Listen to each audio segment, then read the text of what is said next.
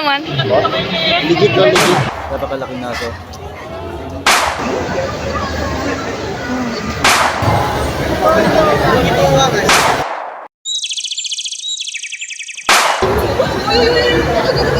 Okay na. Guys, andito ako ngayon sa Ayala Mall, Legazpi. Kasi may exhibit dito ng mga puppet, mga alagang hayop sa bahay. Magtitingin tayo ng mga alagang hayop dito at kung pwede hawakan natin ng mga alaga nilang hayop. Ito sila guys. Oh. Marami ng tao dito. Pupunta tayo dyan mamaya. Tara, let's go! Ito may mga maliliit na aquarium. At may mga maliliit na isda. Ayan ang mga isda nila. Ang ganda na pakagawa ng aquarium guys. Marami yan dito pa. Ito yung isda. Maliliit lang ang isda pero napakalupit ng pakagawa ng aquarium nila. Mura ng laki. Ito ang mga isda guys. Ayan. Napakalupit, napakabangis ng pakagawa. Parang falls talaga. Ito pa. May mga isda rin. Pang maliliit lang. Mga goldfish. Ito, greenfish. Ang tawag dyan ay lumot fish. Ito pa, may mga butitik. Ayan o. Ayan o. Ang ganda dito sa Ayala Mall. Hanggang bukas na lang sila dito guys. Napakalaking naso. Solid. Dito sa maraming mga ahas, dito na nagsimula ang paghahawak ko ng mga ahas. Kaya dito sa video, maraming mga hinawakan ako nga sa video ito. At tinaray ko lang na humawak ng ahas kasi gustong gusto ko talaga makahawak. Tinanong ko na kung pwede ba ang humawak ng ahas, tapos sabi ng nagbabantay, pwede daw. Gusto kong hawakan lahat ng na nasa loob ng aquarium, kaso sabi ng nagbabantay ay tulog daw ang ahas, baka manuklaw na kaagad. Tadaway ka man, istorbo ng turog mo, madadagit ka man.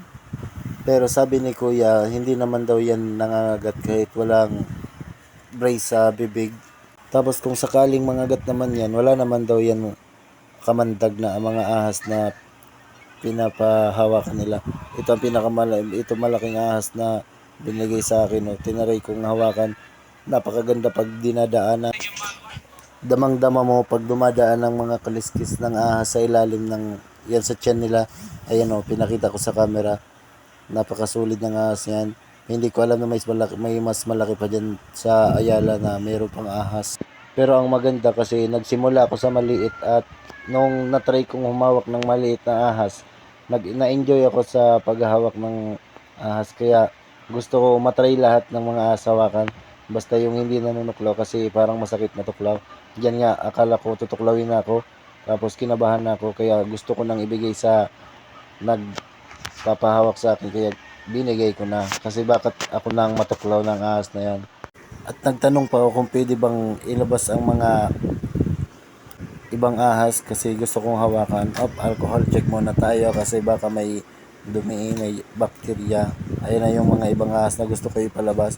Yung dalawang yan sa unahan, gising na gising. At medyo malaki itong isa na nasa harapan ko. Malaki yan. Yung nasa taas na ahas, mga tulog sila. Yun ang sabi ng bantay. Huwag daw hawakan, baka manuklaw. Pagkaroon mo. Alam mo, ano ang lawas? Pero ganda mo. Ha? Iyo. Sige, parang nagkikidot-dot lang ako ta. Hello?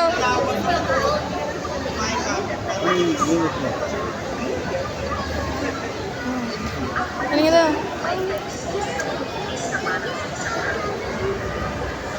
Turo ko yun. Hindi man.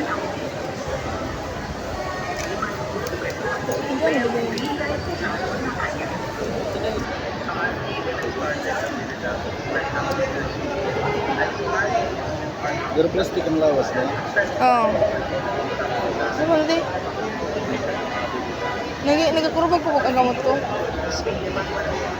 Sige, ganito.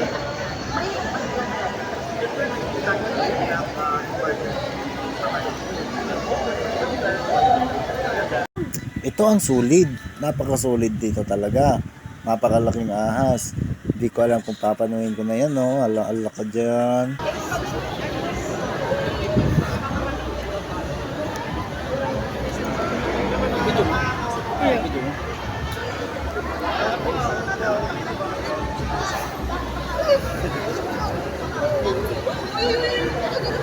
Okay na ba?